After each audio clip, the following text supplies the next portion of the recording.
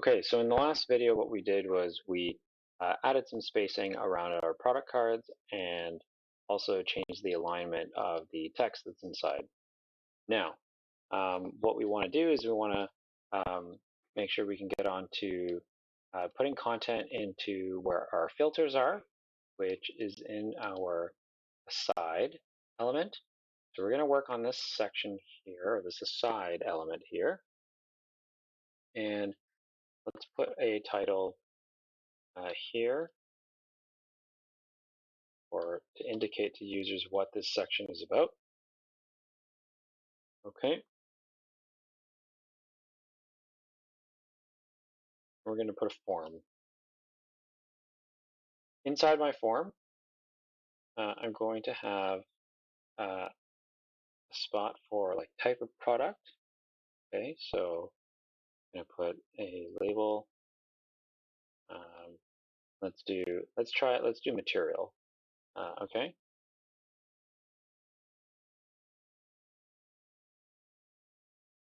I'll put a select element with a couple options. This value is going to be all. So we want to show all materials. Let me just move this over so we don't get that kind of wrapping.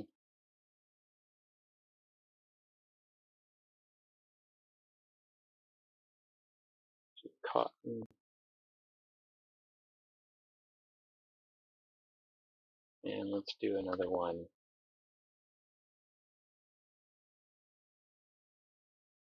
We'll do wool.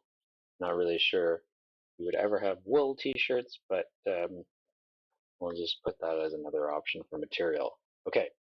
The other thing that we want to do is we want to make sure that this is linked together. This label is linked with this option here, this form control.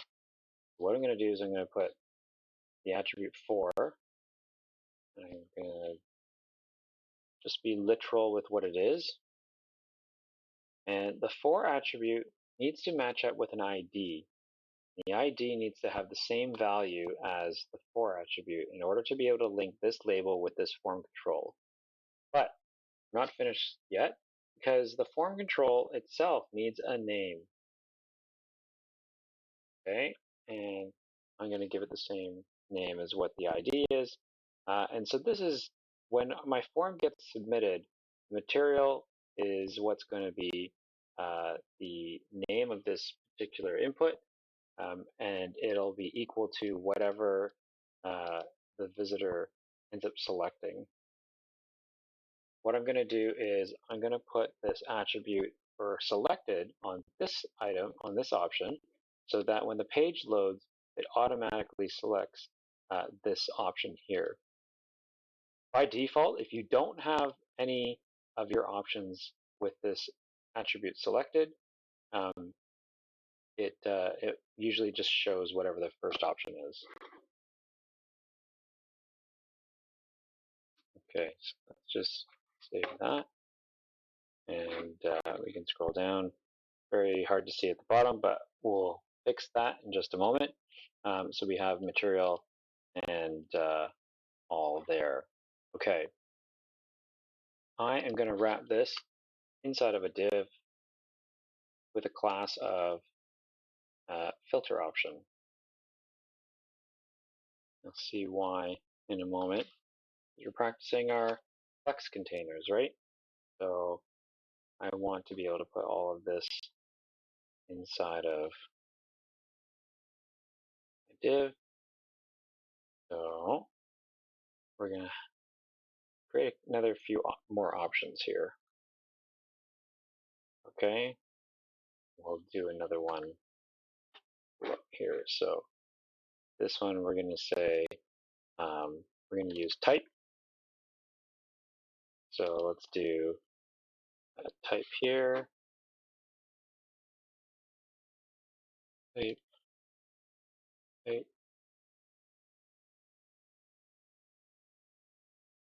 This is going to be like solid color. This one's going to be like graphic T. And we'll just keep these values same. Oh, I should have kept this all, but all right. Solid.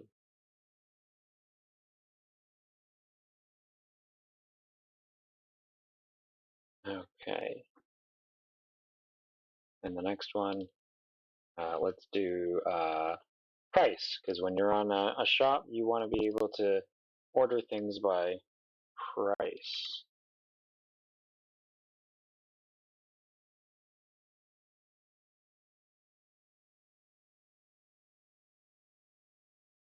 So as far as feature, let's just have this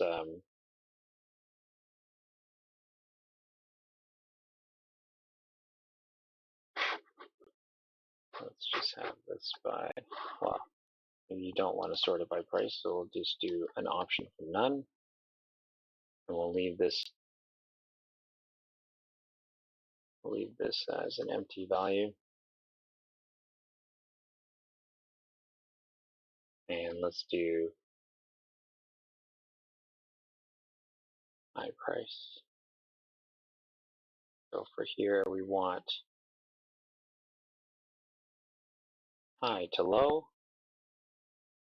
But maybe you want to show the low prices first.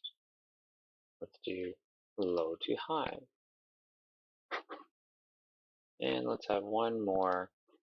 We want to know if there are items that are just on clearance.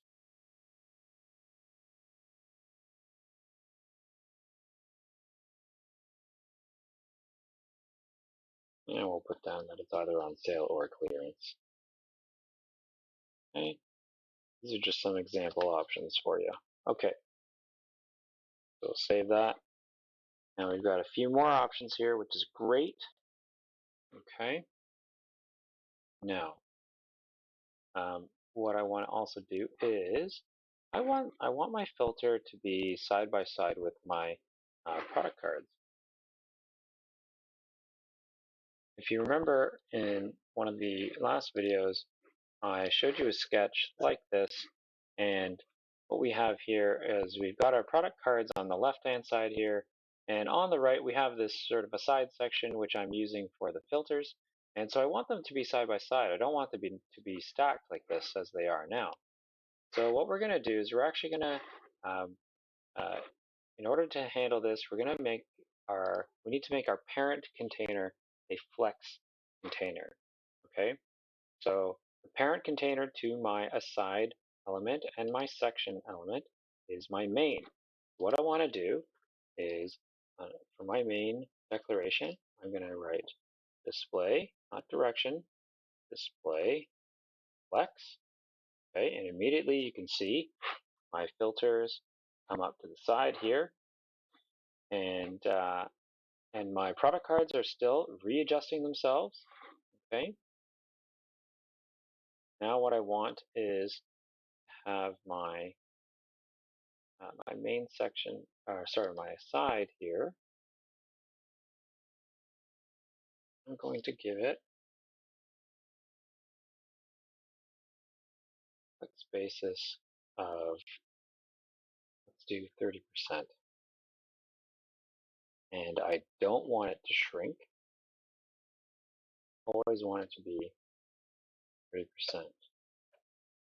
Okay, so that forces the rest of the items in this row, in this flex container, the other flex item, which is the container that holds my t-shirt's title and my product cards, it forces it to then take up only 70% of the width of this row. Okay? All right, next thing. Let's go take a look at some of these items here. So we have a form, and we have an H2 title. So let's leave these two siblings alone for now. But for the form, I have 3 divs now. 3 divs, all of them are filter options. Okay, that's these items here. And the because they're divs, they are taking up the full width of its parent, the form. And you can see that when I hover over them, you can see they actually do take up the full width there. Okay, but what I want to do is to have a little bit of alignment that's going on within these here. I think what I want to have is to have these select boxes all line up on the side here. So what I'm going to do is I'm going to apply a flex property on the filter option class, because that way I can have it applied to all three of these. They all carry the same class. So filter option, display flex, and then I'm going to justify content space between. Perfect. Okay. Now, I know that the aside goes straight to the edge of the browser. So what I'm going to do is I'm going to actually add a little bit of padding to the right-hand side here.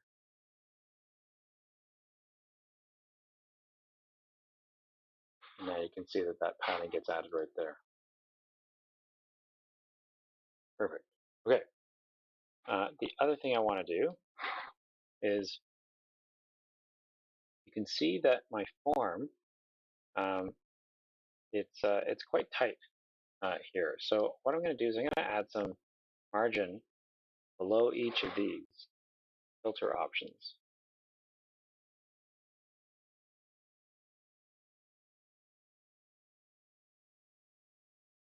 Okay. And I think I'm also going to add the filter option. I'm going to target the label.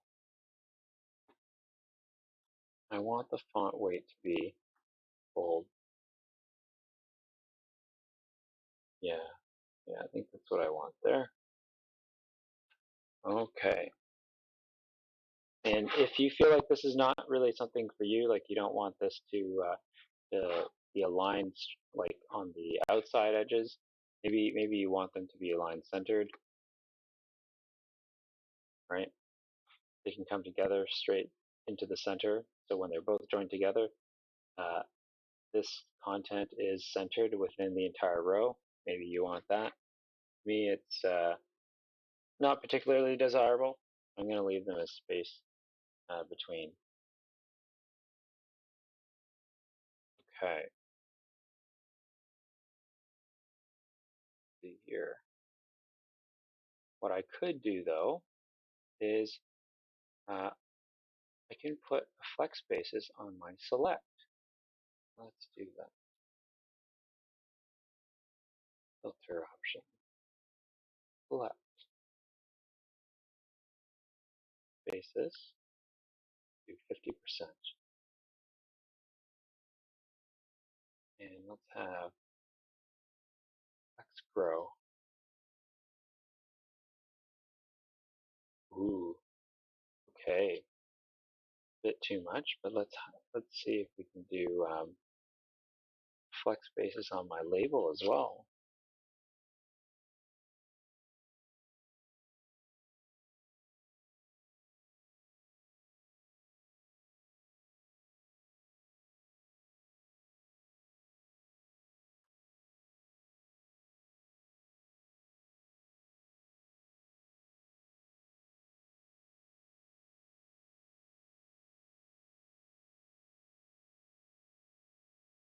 That's not bad. A little bit bigger. That's good. Really good. Okay, that's a little bit better. Now, let's see if we can put like a color behind this to differentiate a little bit better for the aside. Okay.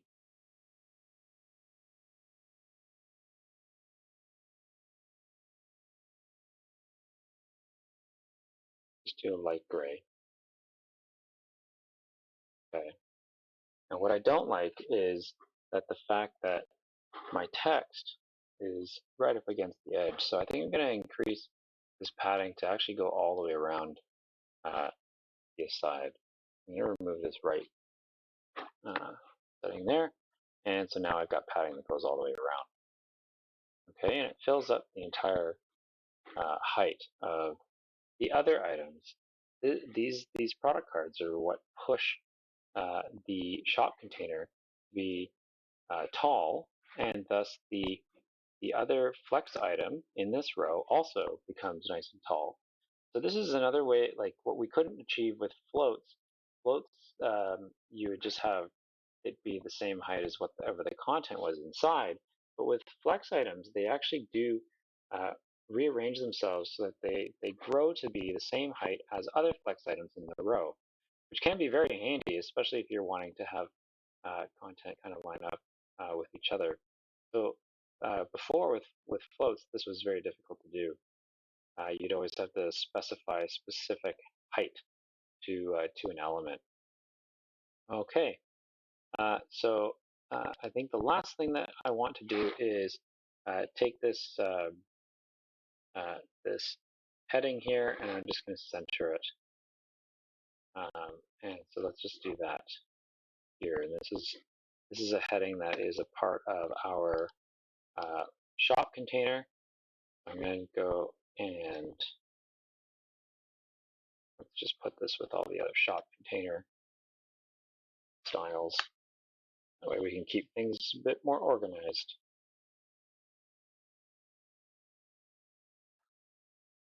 Text, align, enter.